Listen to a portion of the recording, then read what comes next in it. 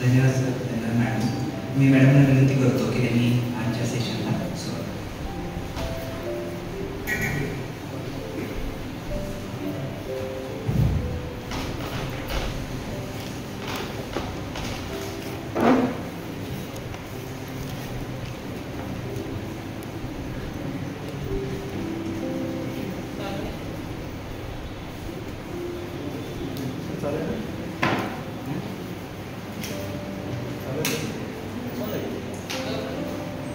चर्चा करण्यासाठी मी उभी आहे.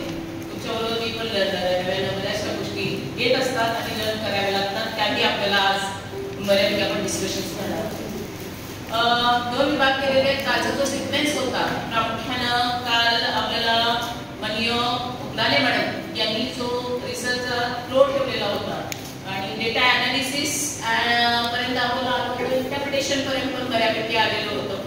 तर त्याचा पहिला पार्ट आपण रायटिंग फाइंडिंग्स, कन्क्लुजन आणि डिस्कशन वर आधी चर्चा करणार आहोत. परत एकदा काही पॉइंट्स असतील तर APS style research report writing करणार आहोत. मला टॉपिक मिळाला होता रिसर्च रिपोर्ट रायटिंग, पण ऍक्च्युली एज्युकेशनचे स्टुडंट्स म्हणून आपण एपीएस स्टाईल फॉलो करतो आणि म्हणून त्याला आपण म्हणताना पण तसंच म्हणणं गरजेचं आहे. कायम आपल्या लक्षात ठेवणं गरजेचं आहे की एपीएस स्टाईल रिसर्च रायटिंग खूप महत्त्वाची आहे.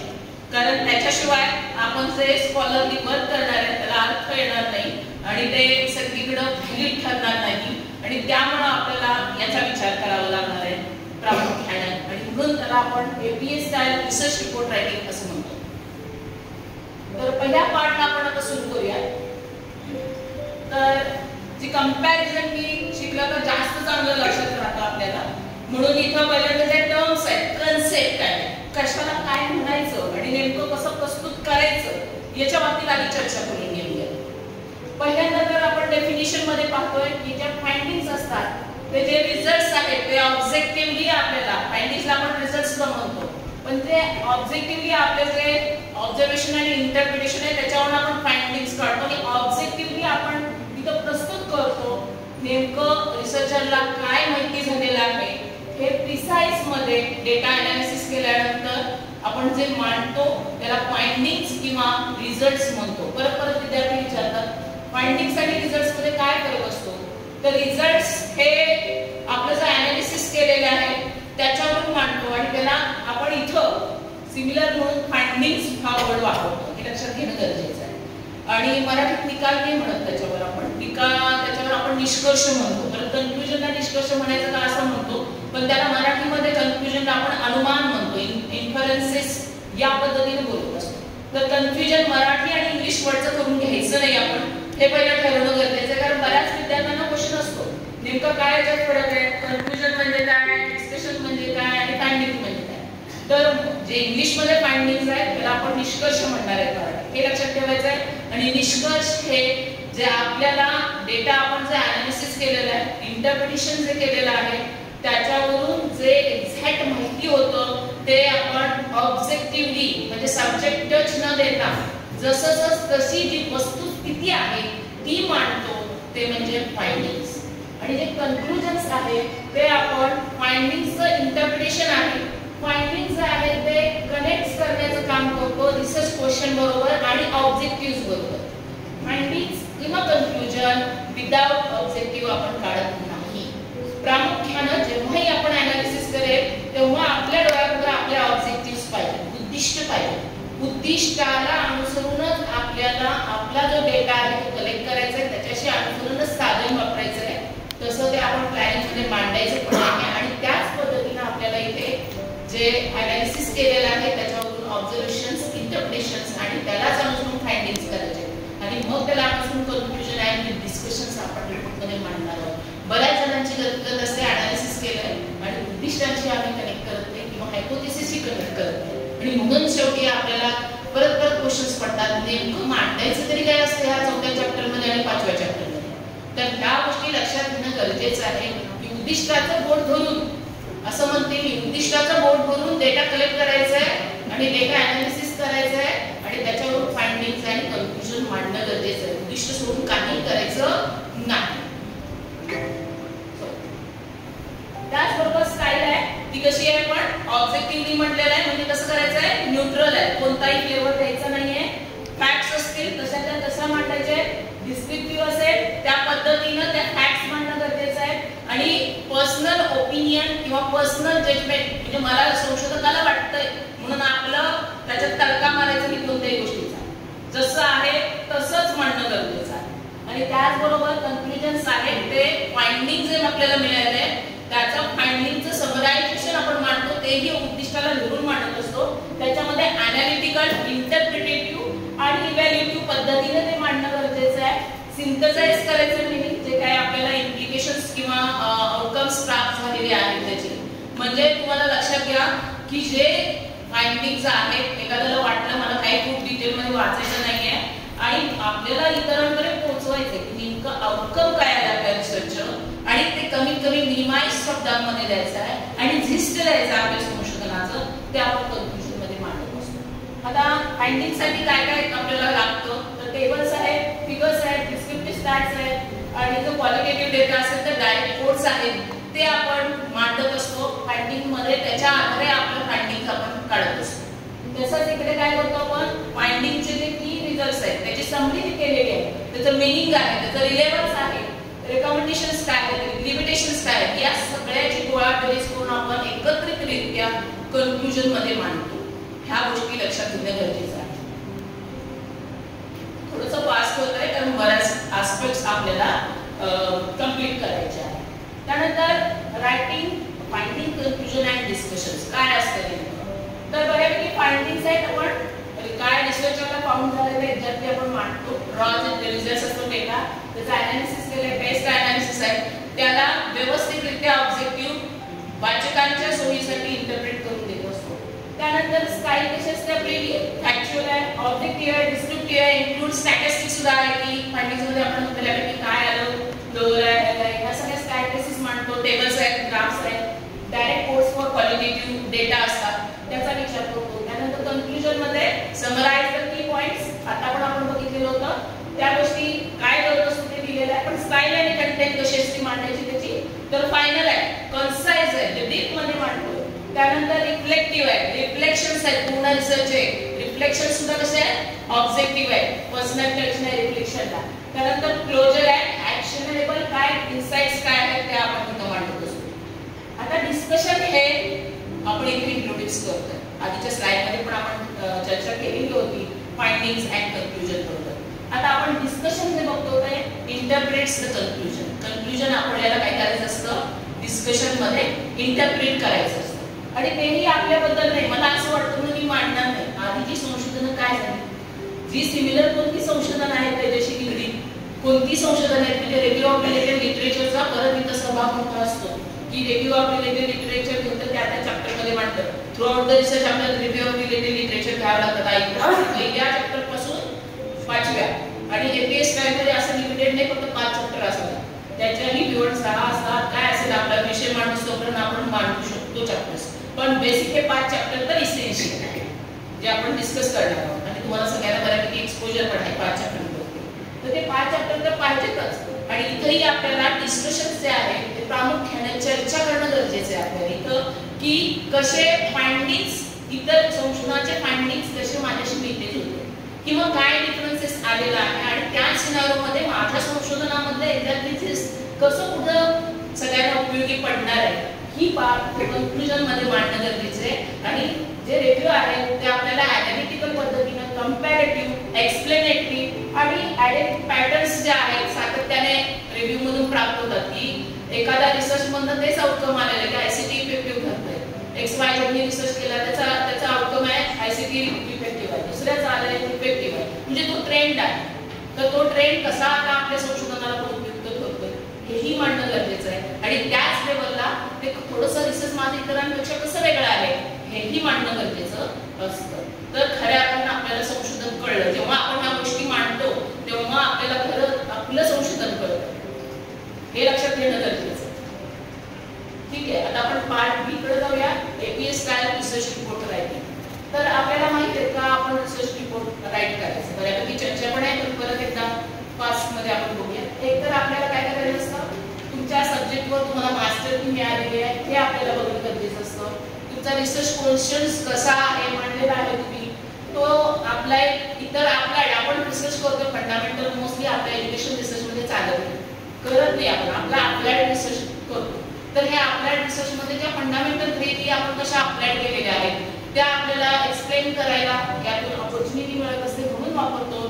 मिनिंगफुल कन्क्लुजन आपण काढतो. त्याचबरोबर आपण न्यू नॉलेज कॉन्ट्रीब्युशन करत असतो. नवीन नॉलेज कॉन्ट्रीब्युशन करण्यासाठी म्हणून पण आपण संशोधन हाती घेतो, जेणेकरून आपल्याला कालपासून सातत्याने जे आपले honourable pro vice chancellor sir होते त्यांनी सांगितलं सोसायटीच्या बेनिफिटसाठी. त्यानंतर आपले डीन मॅडम कुळवी मॅडम यांनी आपल्याला सांगितलं की सोसायटीसाठी उपयुक्त आपल्याला काहीतरी करायचं आहे. तुपलानी मॅडमनी पण सांगितलं की आपल्याला सोसायटीसाठी रिसर्च करायचं आहे आणि त्या बेसिसवर आपल्याला न्यू नॉलेज क्रिएट करायचं आहे. कारण आपण नॉलेज सोसायटीमध्ये राहतो. याच्याकडून पुढचे रिसर्चेस जे ते विजनरी असतील किंवा विजडम बेसवर पुढचे येणारे रिसर्चेस. सध्या तर आपण नॉलेज बेसला लिमिटेड आहोत, हे लक्षात घ्या. नॉलेज जनरेट करण्यापर्यंत आपण पोहोचलेलो आहोत. तर त्यासाठी आपण करतो. त्यानंतर develop research and writing skills. कारण बऱ्यापैकी आपण जेव्हा रिसर्च करतो PhD actually this is the process of learning for doing the research. We are not able to master on it. जोपर्यंत आपण स्वतः संशोधन करत नाही तेव्हा तोपर्यंत आपल्याला संशोधन करण्यासाठी लागणारी काही कौशल्य प्राप्त होत नाही. आणि ही जी कौशल्य आहेत ती आपल्याला या संशोधन जेव्हा आपण करतो तेव्हा मिळत असतात. आणि म्हणून त्याच्या संदर्भातली वेगवेगळी कौशल्य असतील. क्रिटिकल थिंकिंग असेल, त्यानंतर क्रिएटिव्हिटी असेल, इनोव्हेशन करण्याचे स्किल्स असेल आणि त्याचबरोबर रायटिंग स्किल्स सुद्धा आपले अवगत आपल्याला होतात. कशा पद्धतीने राईट केलं पाहिजे, सायटेशन कसं केलं पाहिजे, रेफरन्सेस कसे दिले पाहिजे, पॅराफ्रेजिंग कसं केलं पाहिजे, समरायझेशन कसं केलं पाहिजे, हे सगळे रायटिंग स्किल आपल्याला क्रिएट व्हायला सुद्धा मदत होते. त्यानंतर काय टू मीट डिग्री रिक्वायरमेंट्स. आपल्याला माहिती आहे, आपण मॅडमने काल सांगितलं तुला मॅडम की आपल्याला मोस्टली काय पाहिजे असते, डॉक्टरेट डिग्री हवी असते. आणि ही डॉक्टरेट डिग्री आपल्याला प्राप्त करण्यासाठी म्हणून आपण संशोधन करतो, जेणेकरून आपल्याला पुढच्या अचिव्हमेंट्स पण होतील. गुळवणी मॅडमने सांगितलं तसं बेसिक इसेन्शियल आहे, क्रायटेरिया क्वालिफिकेशन झालेला PhD करणं आणि म्हणून त्याच्यासाठी पण आपण डिग्रीसाठी म्हणून करतो. त्यानंतर बिल्ड युअर रेप्युटेशन. स्वतःचं संशोधक म्हणून सुद्धा एक वेगळं अस्तित्व निर्माण करण्यासाठी म्हणून पण आपण संशोधन करतो. आता मेजर पार्ट्स 3 असतात कोणत्याही रिसर्च रिपोर्टचे. पहिला आहे प्रिलिमिनरी पेजेस, सेकंड आहे मेन बॉडी आणि थर्ड आहे अपेंडिसेस किंवा ॲनेक्चर्स असं सुद्धा आपण त्याला म्हणतो. आता हे जे आहे त्याच्यामध्ये प्रिलिमिनरी पेजेस मध्ये आपण बऱ्यापैकी बघितलं फर्स्ट पेज तर तुमचं टायटल पेज असतं. आता हा नॅशनल वर्कशॉप आहे त्यामुळे मी मॉडेल आणलेलं आहे कारण व्हरायटी आहे. प्रत्येक युनिव्हर्सिटीचं वेगवेगळं रिसर्चचं जे टायटल पेज आहे ते बदलतं. आपलं जे ज्या युनिव्हर्सिटीच्या असतील त्या युनिव्हर्सिटीचं ते फॉलो करणं गरजेचं आहे. याला स्पेसिफिक आयडियल काही दिलेल्या आहेत जॉन बेसच्या बुकमध्ये पण त्या आपण फॉलो करत नाही. आपल्या विद्यापीठामध्ये सुद्धा ते डिफरन्स दिसून येतो. काही गोष्टी डिफरन्सेस आहेत. मोस्टली मेजर लोक शिवाजी युनिव्हर्सिटी रिलेटेड आहेत त्यामुळे त्या पद्धतीने तिथं रिसर्चच्या दृष्टीने एक्सप्लेनेशन्स करते. तर बऱ्यापैकी बघायला गेलं तर वेगवेगळ्या युनिव्हर्सिटीचा फॉर्मॅट वेगळा आहे आणि जॉन बेसला सुद्धा किंवा APS.org ही वेबसाईट तुम्ही लाईफ टाईमसाठी स्वतःला सेव्ह करून ठेवा. त्यांना फेसबुकला पण फॉलो करा कारण त्याचे अपडेट्स आपल्याला मिळत राहतात. आता नवीन अपडेट्स आलेलंच आहे AIचं काय करायचं आणि AI कसं सायटेशन करायचं तर तेही आपण बघणार आहोत कारण ते सुद्धा मस्त केलेलं आहे. AIची मदत घेतो, कुणाला काय कळतं आम्ही करतो तर AI ट्रॅकर पण आलेला आहे. त्यामुळे त्या अनुषंगाने आपल्याला त्याही गोष्टी बघायला लागणार आहे की AIला आपण साईट केले का रेफरन्स दिलाय का. कारण तो सुद्धा मशीन असला तर त्याला सुद्धा क्रेडिट देणं गरजेचं आहे. त्याचं सुद्धा एक्सप्लेनेशन करायचं नाही आपल्याला, हे लक्षात ठेवा. इथिक्स फॉलो करायचे. त्यामुळे AIला सुद्धा साईट करावं लागणार आहे आपल्याला, बरोबर ना. त्याही गोष्टी बघणं गरजेचं आहे. तर प्रिलिमिनरी पेजेसमध्ये टायटल पेज आहे तुमचं. त्यानंतर तुम्ही डिक्लेरेशन स्वतःचं देताय की ओरिजिनल माझं मत काय आहे वगैरे वगैरे. आपलं नेहमीचं फॉर्मॅट आपल्या युनिव्हर्सिटीचं फॉलो करायचं आहे. त्यानंतर आपण ज्या युनिव्हर्सिटीचे जे आहेत त्यांनी त्यानंतर दुसरं काय आहे सर्टिफिकेट बाय गाईड असतं की यानं माझ्या अंडर काम केलेलं आहे त्या पद्धतीचं आहे. त्यानंतर काय एक्नॉलेजमेंट आहे. तुम्ही रिसर्चसाठी कुणाची हेल्प घेतली, काय केलेलं आहे त्याच्या संदर्भात तुम्ही एक्नॉलेज करणं, निर्देश करणं गरजेचं आहे. त्यानंतर आपल्याला बघता येईल की टेबल ऑफ कंटेंट्स आहेत, इंडेक्सिंग देता तुम्ही. त्याचबरोबर टेबल्स ग्राफ्स वगैरे तिथे दिलेले असतात त्याचं इंडेक्सिंग असतं. त्यानंतर जे मेन बॉडी आहे त्याच्यात चॅप्टर फर्स्ट मस्त आहे. काय केलं पाहिजे इंट्रोडक्शन. त्याच्यानंतर काय पाहिजे रिव्ह्यू ऑफ रिलेटेड लिटरेचर. त्याच्यानंतर कोणता पाहिजे plan and procedure. Actually APS.org म्हणजे फक्त त्याला टायटल आहे मेथोडॉलॉजी पण आपल्या युनिव्हर्सिटीमध्ये तसं नसेल तर प्लॅन अँड प्रोसिजर असं टायटल नसेल तर बऱ्यापैकी मॉडिफाय करायला लागतात आपल्याला. फक्त काय रिसर्च मेथोडॉलॉजी पण म्हटलेलं नाही, त्याची फक्त काय म्हणले काय तिथं मेथोडॉलॉजी आहे. लक्षात आलं का? त्यामुळं आपल्या युनिव्हर्सिटीमध्ये काय व्हॅलिड आहे, प्लॅन अँड प्रोसिजर. नाही तर तुम्ही म्हणा मॅडम एमपीएस प्लॅन म्हटलं आणि मध्येच कुठलं तुम्ही तिथं सांगता बघितलं आणि मेथोडॉलॉजी नाव आहे, इथं तर हे दिसतंय. तर आपल्या युनिव्हर्सिटीमध्ये त्याला काय म्हटलं आपण, प्लॅन अँड प्रोसिजर. पण एपीएस प्लॅन.org काय म्हटलंय, मेथोडॉलॉजी. त्यानंतर काय फिफ्थ चॅप्टर कोणता आहे आपला, सॉरी रिव्ह्यू ऑफ रिलेटेड दुसरं 2 नंबरला पाहिजे, 3 नंबरला plan and procedure, data analysis आणि इंटरप्रिटेशन 4 नंबरला पाहिजे राहिलेलं. आणि समरी आणि कन्क्लुजन अँड डिस्कशन जे मगाशी आपण बघितलं ते 5thला पाहिजे. आणि रेफरन्सेस आणि मग अपेंडायसिसचा पार्ट होतो. तर 1 बाय 1 चॅप्टर आपण डिस्कस करतो. तर पहिला जो चॅप्टर आहे, बऱ्याच विद्यार्थ्यांना प्रश्न पडतो याच्यात नेमकं लिहायचं काय असतं आणि काय करायचं असतं. मग ते काय करतात, तिकडचं खूप काहीतरी आणून आम्हाला रिसर्च गाईड्स दाखवतात आणि किती सांगणार रिसर्च गाईड प्रत्येकाला हे कर ते करतो आणि सांगणार पण येतं, पण परत आम्ही त्याच फॉलो करतो की आम्ही इकडचं तिकडचं आणणार आणि ठेवतो. पण काही डेली लेवल माहिती सुद्धा आम्ही इंट्रोडक्शन मध्ये आणि किती चॅप्टर झाले पाहिजे, किती पानं पाहिजे त्याची. जसं काल फुलाने मॅडमने आपल्याला सांगितले की रिव्ह्यू हा लिमिटेड होईल. जर तो खरंच त्याच्यावर जास्त तुम्ही काम केलेलं नसेल तर त्याला एकूण डिलीट करणं माहितीची आणि ती प्रोसेस जी काय आहे, इन्फॉर्मेशन आहे ती नॉलेजमध्ये कन्वर्ट करून मांडायची. तसं आपण करत नाही. त्यानंतर जे काही लेटेस्ट टॉपिक्स आहेत, ट्रेंडी टॉपिक्स आहेत, त्याच्यावर आत्ता काय चाललेलं ट्रेंड रिपोर्ट देणं गरजेचं असतं. म्हणजे इंट्रोडक्शनमध्ये बॅकग्राऊंड काय द्यायची हा तुमचा टॉपिक ठरतो. म्हणजे तुम्हाला इंट्रोडक्शन टेलर मेड द्यायला लागते. टेलर मेड म्हणजे तुमचा ड्रेस तुमच्या मापानं जसा शिवला जातो तसंच तुमचं रिसर्च काय आहे, तुमचं संशोधनाचा टॉपिक काय आहे आणि त्याच्याशी अनुषंगानं तुम्हाला ती काही द्यावी लागणार आहे, इंट्रोडक्शन. त्यामध्ये लक्षात आलं का, इंट्रोडक्शन त्या पद्धतीनं तुम्हाला द्यावी लागणार आहे. तुमच्या स्वतःचं बघा संशोधन काय आहे. जास्त संशोधन झालं नसेल तर तुम्हाला पाठीमागून द्यायला पाहिजे. भूतकाळापासून सगळ्या गोष्टी द्यायला पाहिजे, पाठीमागून द्यायला पाहिजे. आणि तुमचा जो प्रॉब्लेम आहे तो तुम्ही स्टेट करणं गरजेचं आहे, एक्सप्लेन तुम्ही रॅशनली करणं गरजेचं आहे या सगळ्याचा. त्याचबरोबर ऑब्जेक्टिव्ह डिफाईन करायचे, रिसर्च क्वेश्चन किंवा हायपोथेसिस देणं गरजेचं आहे. स्कोप, डिव्हिनिफिकेशन्स, ऑब्जेक्टिव्ह ह्या सगळ्या गोष्टी तुमच्या ट्रेंडी आहेतच. पण मला जास्त करून फोकस करावा वाटतो पहिल्या पॉईंटवर. हा जो present the background of the topic आहे त्याच्यावर मला जास्त फोकस करावा वाटतं, कारण तिथंच बऱ्यापैकी प्रॉब्लेम असतो. लक्षात येते का? कारण नीड बेस्ड वर्कशॉप आहे त्यामुळे तिथंच प्रॉब्लेम असतात. आणि बरं इंट्रोडक्शन दिले आम्ही त्याला काही सायटेशन करत नाही आणि मग सांगतो आम्ही म्हणालो मी गेलो, पण तसं मनाला पण नसतं. आपण त्यातून वाचतो, त्यातून आपल्याला आयडिया येतात आणि मग ते आपण प्रस्तुत करत असतो. तर म्हणजे वाचलेलं आहे तिथं तुम्हाला ते देणं गरजेचं आहे, कारण मोस्टली आयडिया तुम्ही करत नाही, म्हणजे ओरिजिनल नाही आहे. त्यामुळे तुम्हाला त्या पॅराफ्रेझिंग करून द्यायचं आहे. पॅराफ्रेझिंग करणं म्हणजे स्वतःच्या शब्दांमध्ये मांडणं गरजेचं आहे. आणि का करायचं ते आपण पुढं बघणारच आहोत. त्यामुळे त्या स्वतःच्या शब्दांमध्ये द्यायचं आहे विथ सायटेशन्स.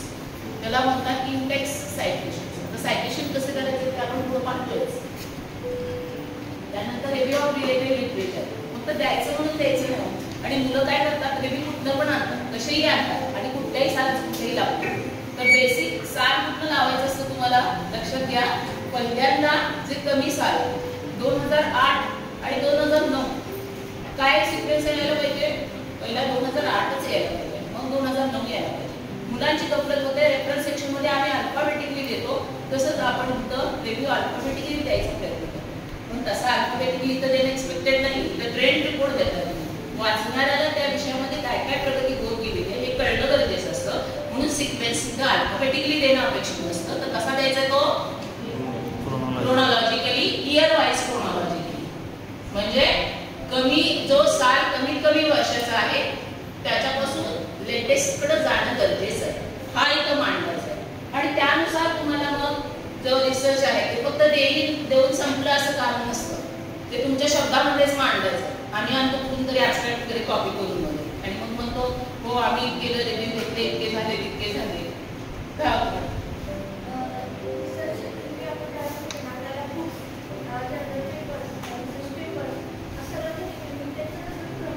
बोलूया ना, बोलणारच आहे. आलोय आपण, चांगला गोष्ट आहे. क्वेश्चन निर्माण व्हायला चांगली गोष्ट आहे. आपल्या मनामध्ये जे प्रश्न निर्माण होतात ते सगळे लिहून ठेवा, कारण आपण पॅनल डिस्कशन घेणार आहोत. आपल्या गटामध्ये डिस्कशन होणार आहे आणि आपल्या मनात कोणतेही एकही प्रश्न राहणार नाही अशा पद्धतीने इथून आपल्याला बाहेर जायचं. त्यांना लेट आर प्रेझेंट आणि त्यावेळेला आपल्या मनामध्ये आता माझ्या मनामध्ये काही प्रश्न मी विचारलेले नाही, मी नंतर विचारणार. त्यामुळं आपल्या त्याच्यावरती लिहून ठेवा आणि नंतर आपण ते विचारणार.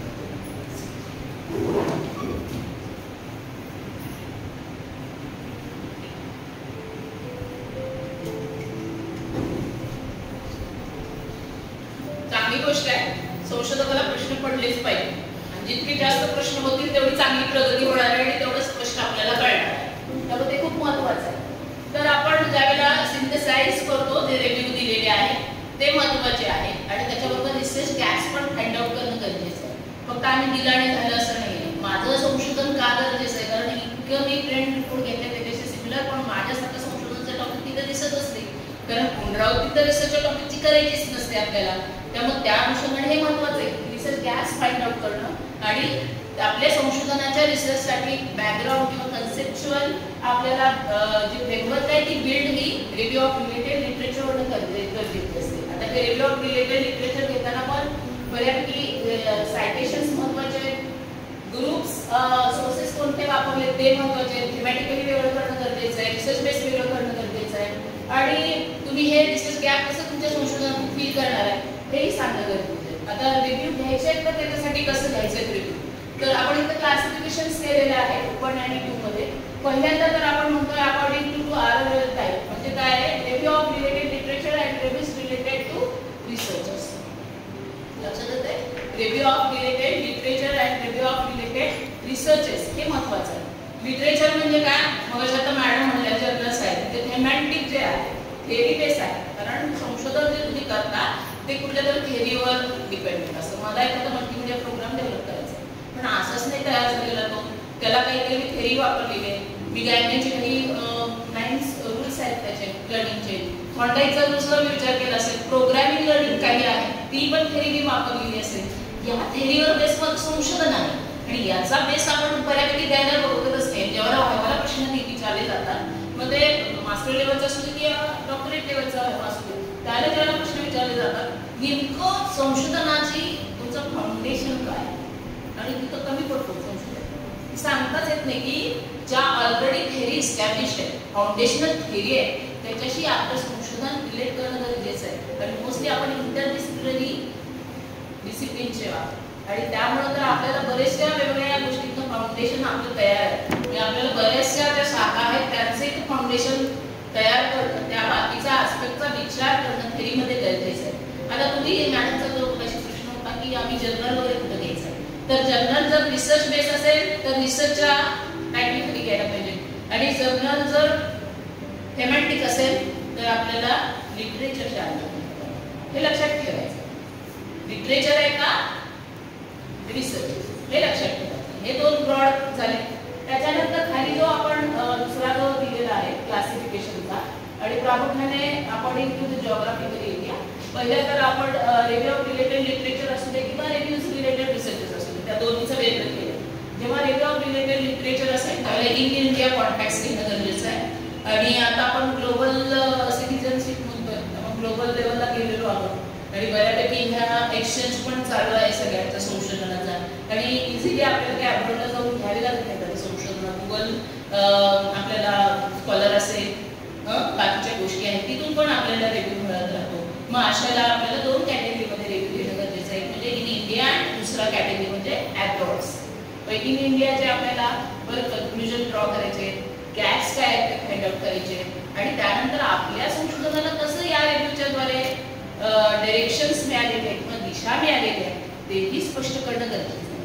मग जसं ही दिशा आपल्याला रिव्ह्यूची साहित्यातून मिळालेली आहे इंडियाच्या, तसंच ॲब्रॉडमधून सुद्धा काही आयडियाज आपल्याला मिळतात ज्याच्या बेसवर आपण पुढचे काम करत असतो. पॅकेज डेव्हलपमेंट असेल, टूल डेव्हलपमेंट असेल किंवा रिपोर्ट रायटिंगचं सुद्धा स्किल असेल, ह्या सगळ्या गोष्टी आपण कशावर तर ठेवलेल्या आहेत. कुणी सुद्धा काही स्वतः ब्रह्मज्ञानाला आलेलं नाही, एकमेकाचं नमुने शिकतो आपण, सोसायटीमध्ये राहतो. काही 4 गोष्टी तुमच्याकडनं मी घेईन, तुम्ही माझ्याकडनं घ्याल आणि हा एक्सचेंज महत्त्वाचा असतो आणि हा एक्सचेंज जो केलेला आहे तो इथं प्रस्तुत करणं सुद्धा गरजेचं आहे आणि त्या अनुषंगानं काय करायचं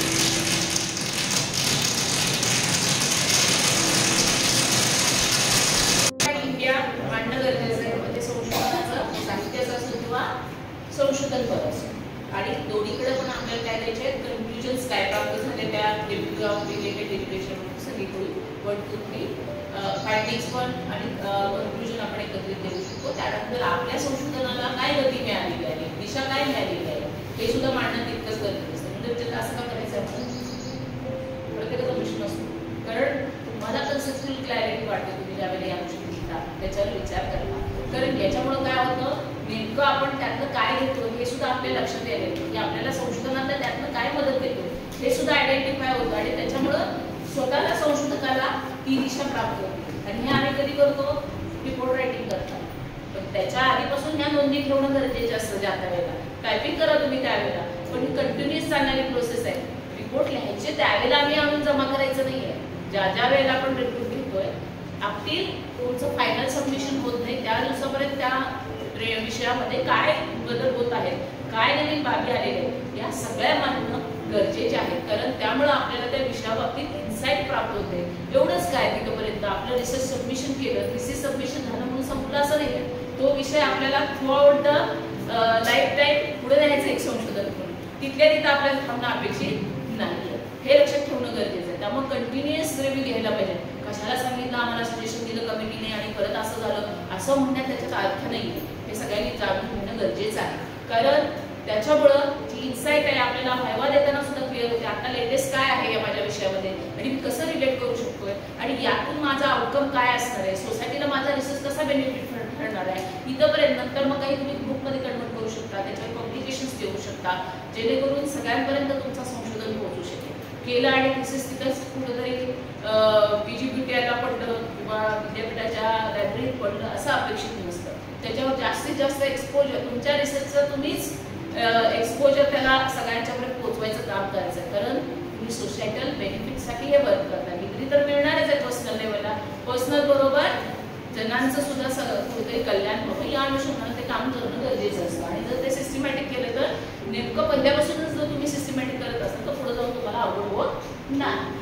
आता सब कॉम्पोनंट्स पण आहेत, RRLचे 1 कॉम्पोनंट्स आहेत. मला जर माझ्या रिसर्चमध्ये व्हेरिएबल एक 10 व्हेरिएबल असतील, मी इंटरपर्सनल कॉम्पिटन्सी काम करते, तर त्याच्यामध्ये लिडरशिप असेल, कॉन्फ्लिक्ट मॅनेजमेंट असेल, सेल्फ मॅनेजमेंट असेल, त्यानंतर कम्युनिकेशन स्किल्स असेल, लिस्निंग स्किल असेल, निगोशिएशन स्किल्स असेल. तर या प्रत्येकावर थोडेफार रिसर्च घ्यायला पाहिजे. म्हणजे कॉम्पोनंट एक झाला, कॉन्फ्लिक्ट मॅनेजमेंट कॉम्पोनंट झाला, त्याच्यावर काय रिसर्च झाले. नंतर इंटरपर्सनल स्किलमधला बेसिकली लिस्निंग महत्वाचं आहे, त्याच्यावर काय झाले.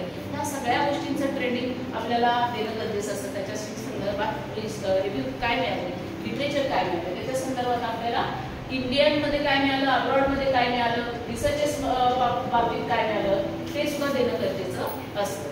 आणि दुसरा महत्त्वाचा जिव्हाळ्याचा प्रश्न असतो म्हणजे why to cite the references. का घेणं गरजेचं आहे, कारण क्रेडिट देणं गरजेचं आहे. तुमचं सुद्धा मी काहीतरी घेतलं आता तुम्हाला क्रेडिटच नाही, चालतंय नाही सर. ही प्रॉपर्टी आहे कुणाची तरी, लक्षात घ्या. ज्यावेळेला तुम्ही वापरताय त्याचं संशोधनाचा आउटकम वगैरे तर त्याची ती प्रॉपर्टी, निदान प्रॉपर्टी ह्या आजकाल पैशामध्येच विकल्या जातात. निदान एज्युकेशनमध्ये ते काय आहे, फक्त क्रेडिट घेतले तरी दिलं तरी माणसं समाधानी राहतात, हे लक्षात घ्या.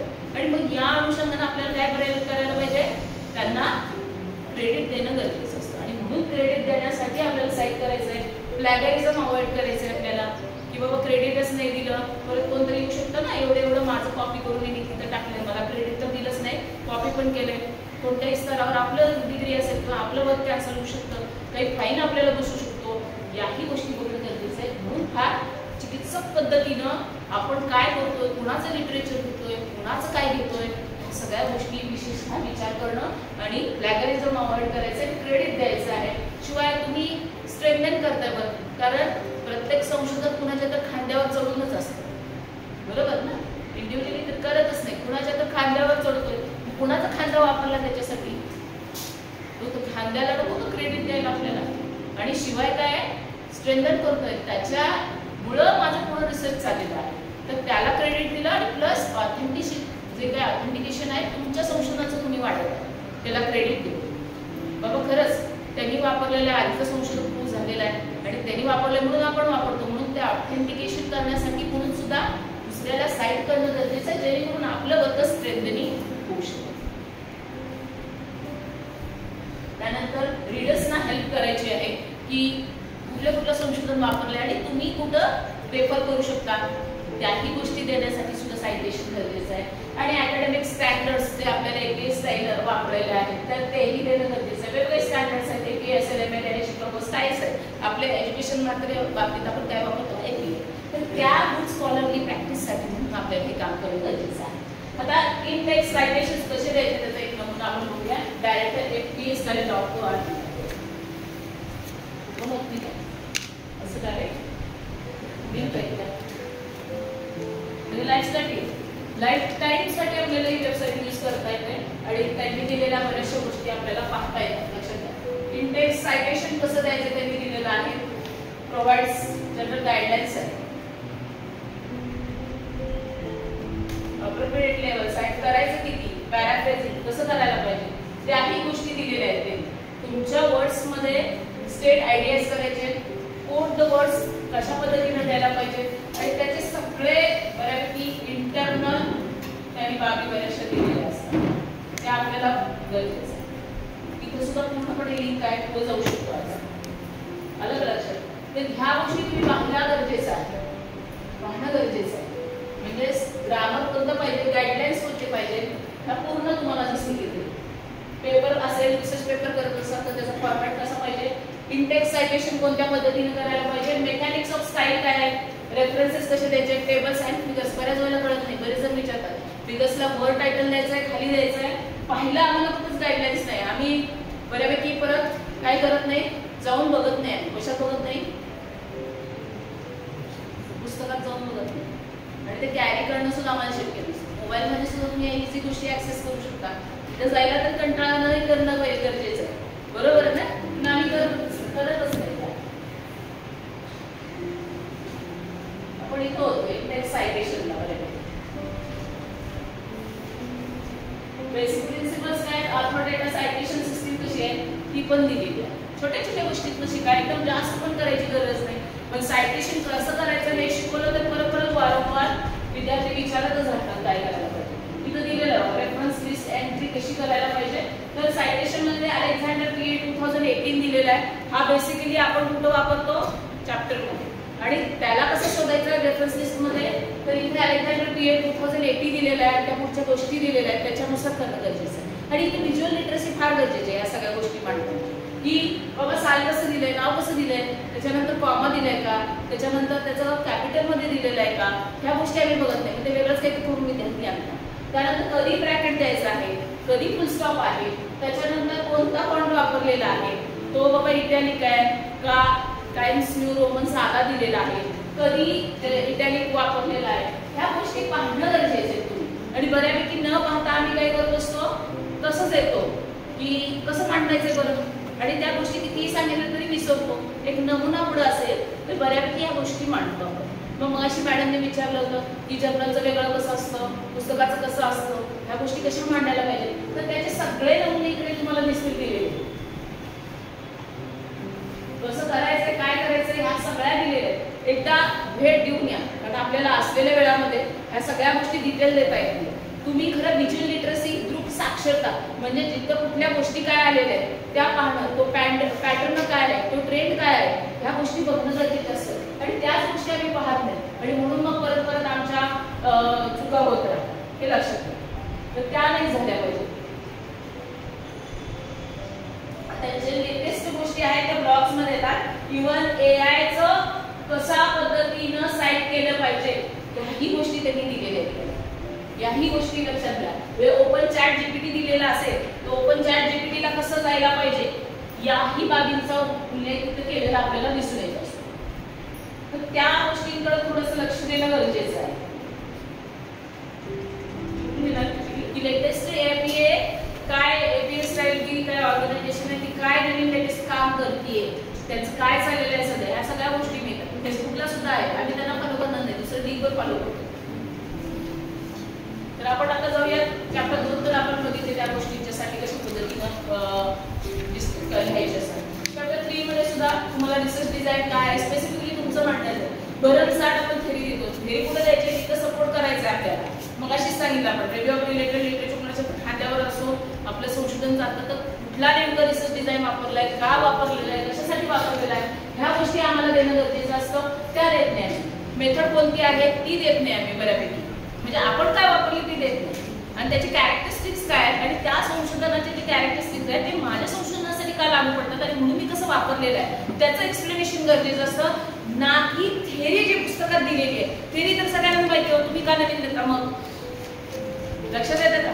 सगळ्या गोष्टी तुम्ही ॲज इट इज कॉपी करता आणि मग तिथे 2 लाईनमध्ये लिहिलेलं असतं की या सगळ्यावरच्या थेरीचा विचार करता आम्ही आमच्या संशोधनाचे मिक्स रिसर्च मेथोडॉलॉजी वापरली.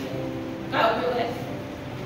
ते तुम्हाला डिस्कस केलं पाहिजे की माझ्या संशोधनामध्ये मी उद्दिष्ट काय आहे ते बघायला पाहिजे. हे उद्दिष्ट माझं असं आहे की जिथं मला क्वालिटेटिव्ह आणि क्वांटिटेटिव्ह डेटा दोन्ही गोळा करणं अपेक्षित होतं, करायला पाहिजे होता. त्याच्यासाठी हे टूल वापरलं आणि त्यातून जो डेटा मिळालेला आहे तो मला क्वालिटेटिव्ह क्वांटिटेटिव्ह मिळालेला आहे आणि त्याचे हे कॅरेक्टरिस्टिक्स आहेत आणि त्यामुळे ह्या संशोधनासाठी मी ही मिश्र पद्धती वापरलेली आहे.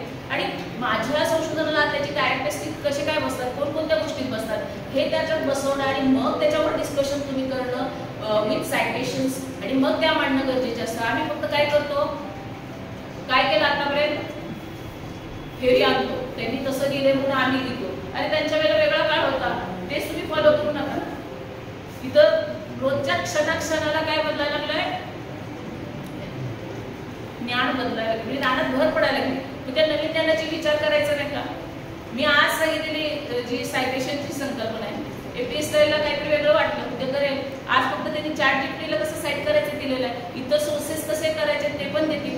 इव्हन एखादं तुम्ही PPT असू दे किंवा तुमचं पॅकेज तयार केलेलं आहे त्याच्यामध्ये तुम्ही काही क्लिप आर्ट वगैरे घेतलेलं आहे त्याचं सायटेशन कसं करायचं हे सुद्धा त्या APSTyle.org मध्ये दिलेलं आहे. हे लक्षात घ्या. म्हणजे जे आपलं 7व्या एडिशनचं आमच्याकडे रिसर्चचं बुक आहे कुणाचं, जॉन बेस, त्याच्यात सायटेशन आम्ही बघतो 62-64 पेजेसवर. ते सुद्धा सगळं बदललं आहे, कॉन्टॅक्ट दिलेलं आहे वेगळा की बाबा क्लिप आर्टचं कसं द्यायचं आहे, एखादं आपण काय घेतलेलं आहे, फोटो घेतलेला आहे, इमेजेस घेतलेला आहे, ते कशा आपण साईट केल्या पाहिजे, सगळ्या गोष्टी दिलेल्या आहेत आणि ते करणं गरजेचं आहे. मग अशी आपण विचार केलेला आहे का करणं गरजेचं आहे, बरोबर ना? कारण सुद्धा पटवून घेतले मग आपण काम करायला लागलो, याच्यावर डिस्कशन करायला लागलो.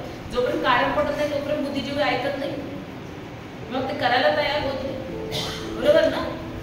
आणि हे सगळं नंतर प्लॅगरिझम मध्ये सापडतं आपलं, टर्निटिव्हला वगैरे जातो आम्ही त्यावेळेला, त्या गोष्टी सुद्धा करणं आपल्याला महत्वाचे. त्यानंतर आपल्याला इकडे काय करायचं आहे, सॅम्पल सुद्धा सांगितलं किती आपली पॉप्युलेशन आहे, युनिवर्स काय आहे, पॉप्युलेशन काय आहे, त्यातलं सॅम्पल स्पेसिफिक संशोधनासाठी कसं घेतलंय, कोणती सॅम्पलिंग पद्धती वापरली, त्याचं जस्टिफिकेशन द्या का तीच वापरली, ह्या प्रश्नांची उत्तरं सुद्धा तुम्ही तिथं देणं गरजेचं असतं.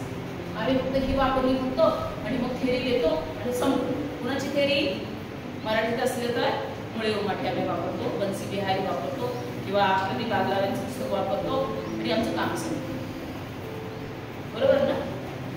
सगळ्यांना पटायला पाहिजे. तर या गोष्टींचा टाळणं आणि आपल्या स्पेसिफिक संशोधनाबाबतीत बोलतं. संशोधन रिपोर्ट तुमचा आहे ना की तुम्ही रिसर्चची पुस्तकं लिहिलेली आहेत तरी दुसऱ्यांनी त्यांचं इथं रिव्ह्यू करायचं काम नाही आहे. आपल्याला काय करायचं आहे, आपलं बोलायचं. त्यानंतर tools, instruction materials, objective wise procedure वाटत गरजेचं आहे. पहिलं ऑब्जेक्टिव्ह द्यायचं, त्याला संशोधनाला तुम्ही काय काय केलं, ते का केलं, त्याला पुष्टी देण्यासाठी सायटेशन्स करणं हे सुद्धा महत्त्वाचं आहे. आम्ही काय करतो, कुठं आमचं उद्दिष्ट चाललेलं आहे आणि कुठं आमचं प्लॅन चाललेलं आहे हेच माहिती नसतं. लक्षात ठेवायचं, उद्दिष्टांना धरून सगळं कार्य करणं आपल्याला अपेक्षित आहे, त्याच्याशिवाय आपण दुसरं काम करायचं नाही. भरमसाठ आणि काहीतरी करतो पण आपलं लक्ष हरवून गेलेलं असतं. जेव्हा आपण शॉर्ट्स बघायला लागतो किंवा YouTube बघायला लागतो किंवा इंटरनेट ऍक्सेस करायला लागतो, माहिती एक पाहिजे असते आणि आपण त्या लिंकमधून जातो, 2 तास घालवतो, म्हणून लक्षात येतो अरे काय शिकवतो तुम्ही, काय पाहिजे तुम्हाला, बरोबर ना? तसं इथं करायचं नाही, भरकटत जायचं नाही. काय नेहमी लक्ष ठेवायचं आपल्याकडं, काय लक्ष, काय गोल आपला, काय उद्दिष्ट आहे, कोणती उद्दिष्ट आहे संशोधनाची, त्याच्या अनुषंगानेच इकडे सगळ्या गोष्टींचा बाबी मांडणं गरजेचं असतं. डेटा अनालिसिस मध्ये आपल्याला स्टॅटिस्टिकल टेक्निक वापरलेली असते जी काही तुम्ही, किंवा तुम्ही क्वालिटेटिव्ह रिसर्च करत असाल तर त्याच्या संदर्भातले काही टेक्निक्स वापरले असतील, वर्ड्स करायचे, फ्रेजेस करायचे किंवा अजून काही ग्रुप्स आहेत, त्या सगळ्या गोष्टींचं म्हणजे थोडक्यात तुम्ही ते का केलंय, कसं केलंय ह्या डिस्क्रिप्टिव्ह पद्धतीने मांडणं गरजेचे आहे. आता आपण चॅप्टर 4 ला जाऊया. सुवारी ओखाने मॅडमने काल तुम्हाला बऱ्यापैकी इन्स्ट्रक्शन्स दिल्याच होत्या. फक्त आज थोडीशी उजळणी करून घेऊया आपण इकडं की जे टेबल आहेत ते मांडणं गरजेचं आहे स्पेसिफिकली. त्याचबरोबर काय करायचंय, टेबल जे आहेत ते इंट्रोड्यूस करायला पाहिजे. त्याच्यामध्ये इंट्रोड्यूस करताना टेबल 1 शोज किंवा 4.1 shows as presented in table number 4.2 चौथ्या चॅप्टरमध्ये. म्हणजे बऱ्याच जणांना माहिती नसते कोणत्या चॅप्टरनुसार त्याला टेबलला नाव किंवा त्याला अंक दिला पाहिजे न्यूमरिकली. ते 1, 2, 3 देतात. इथं 4.14 चॅप्टर 4.1, 4.2 असं देणं नाव अपेक्षित असतं टेबल. आणि त्याच पद्धतीने फिगर्सला पण नाव आवश्यक असतं. तर टेबल डेटा इंडिकेट असं सुद्धा तुम्ही म्हणू शकता. त्यानंतर तुम्ही हायलाईट इम्पॉर्टंट फिगर्स करायचे. मॅडमनी पण आपल्याला काय सांगितलेलं होतं की तुम्ही जो डेटा दिलेला आहे तो वारंवार तिथं सांगत बसायचं नाही. काय तुम्हाला तो ट्रेंड वाटतोय समराईज तुम्ही करायचंय. पर्सेंटेज मीन्स कोरिलेशन्स काय असते ते रिपीट करत बसायचे नाही नंबर. त्यातलं काय आहे मेन ते सांगायचं आणि पुढे जायचंय.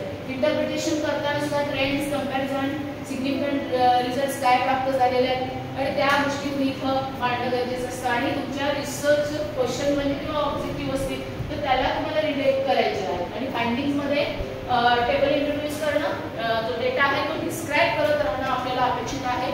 त्याचबरोबर रिपोर्ट टेस्ट रिझल्ट्स असतील त्याही मांडणं गरजेचे आहेत.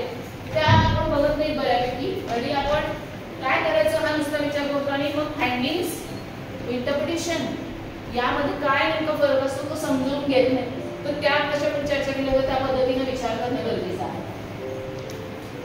त्यानंतर 5th जो चॅप्टर आहे तो समरी, कन्क्लुजन्स अँड डिस्कशनशी डिवोटेड आहे. याच्यामध्ये प्रामुख्याने आपण काय करतो ऑब्जेक्टिव्ह विचारात घ्यायला पाहिजे. या चॅप्टरचे काय असतात, provide a short recap of chapter contents. आधीचे जे 4 चॅप्टर झालेले त्याचे कंटेंट्स रिकॅप करायचं. बरेच जण काय करतात कॉपी पेस्ट करून आणतात.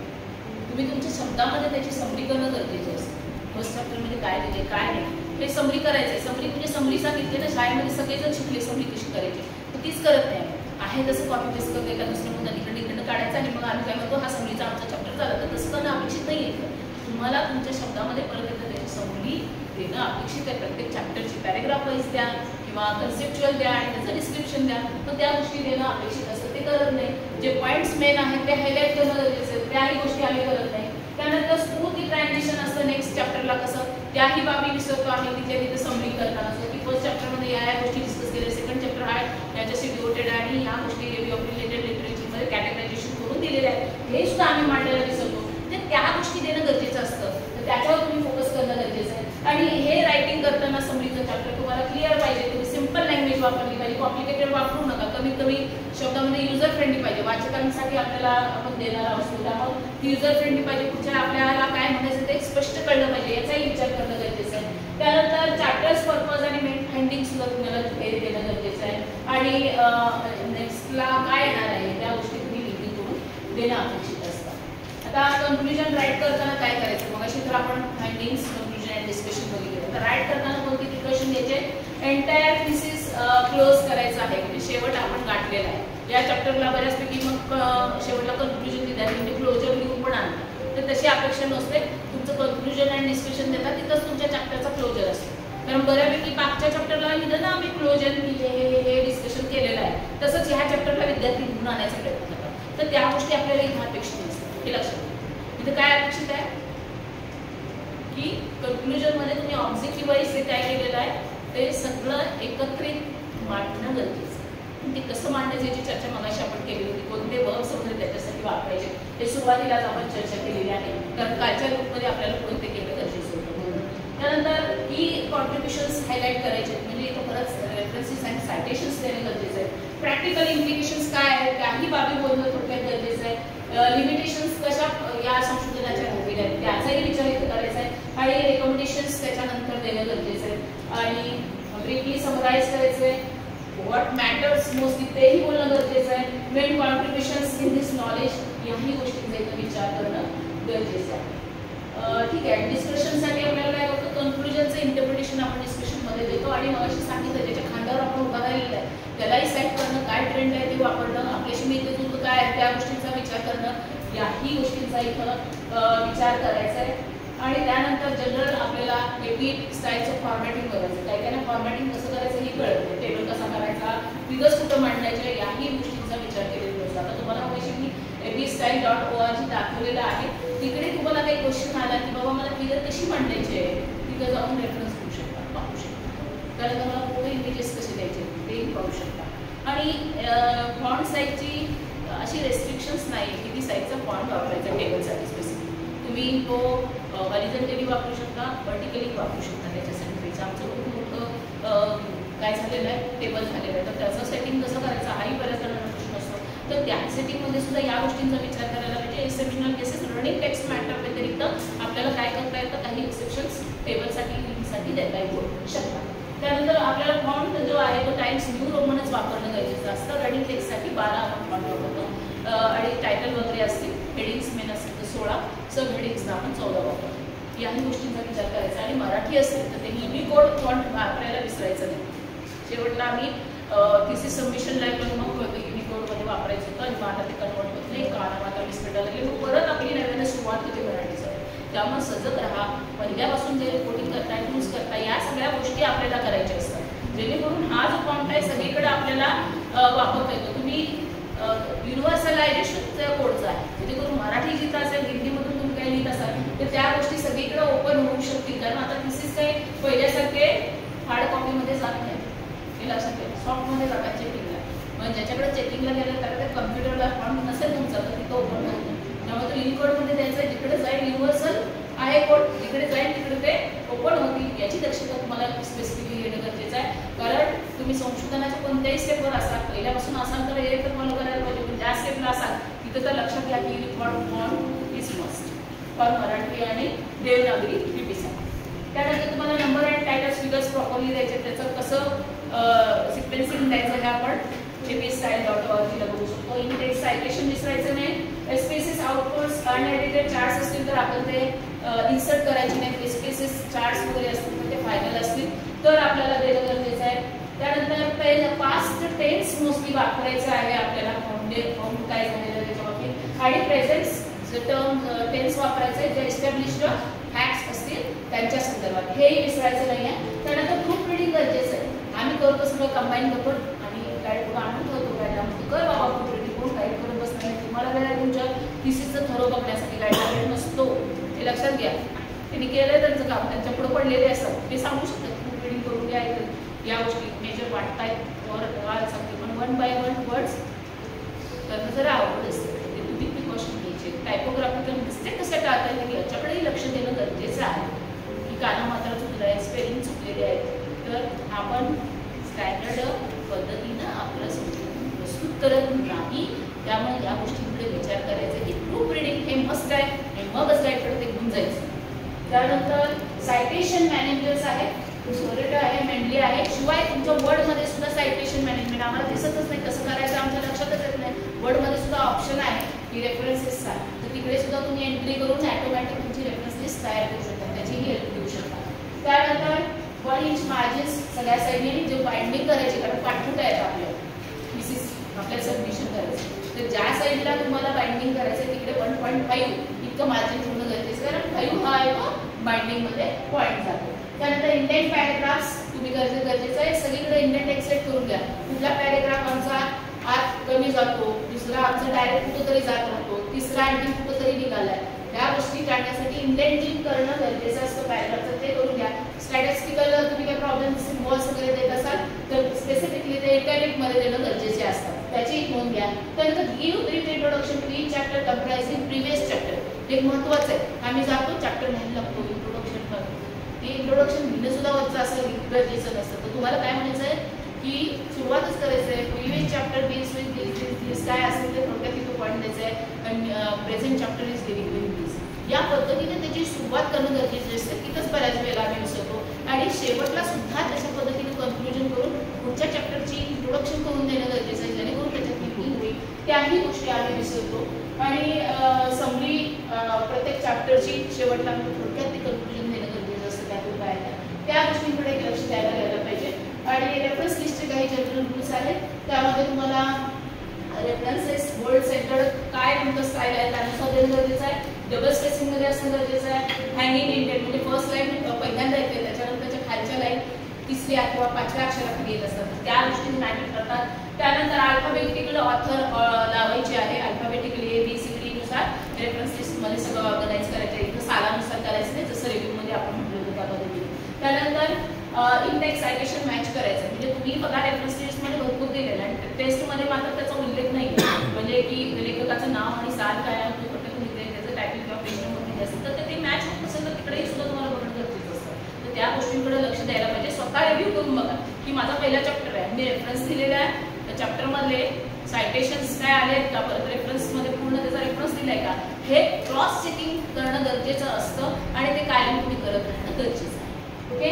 त्यानंतर चेकलिस्ट आहे तुमच्यासाठी खास की ऑथर्स लास्ट नेम तुम्ही पहिला दिले का आणि मग त्याचे इनिशियल्स दिले का, त्यानंतर पब्लिकेशन इयर दिले का ते पाहणं गरजेचं आहे. त्यानंतर टायटल सेंटेन्स केस आहे का ते बघायचं, म्हणजे फर्स्ट वर्ड हा कॅपिटल आहे आणि प्रॉपर नाउन्स हा कॅपिटलाइज्ड दिले आहेत का तेही पाहणं गरजेचं आहे. त्याच्या जनरल किंवा बुक टायटल्स असतील ते इटॅलिक फॉन्टमध्ये दिले का बघणं गरजेचं आहे. आणि कॅपिटलाइज मेजर वर्ड्स काय, UI नंबर असेल किंवा स्टेबल URL ऑनलाईन सोर्सेस असतील तर त्याच्यासाठी दिलेत की नाही हेही पाहणं गरजेचं असतं. आणि अपेंडिक्समध्ये काय द्यायचं आहे तर महत्त्वाचं तुम्ही अपेंडायसिसमध्ये देता सप्लिमेंटरी मटेरियल आहे ते तुम्ही देऊ शकता. त्याच्यानंतर बल्कि काही नोट्स तुम्ही दिलेले असतील सपोर्ट तुमच्या रिसर्चला त्याही तुम्ही तिथे देऊ शकता.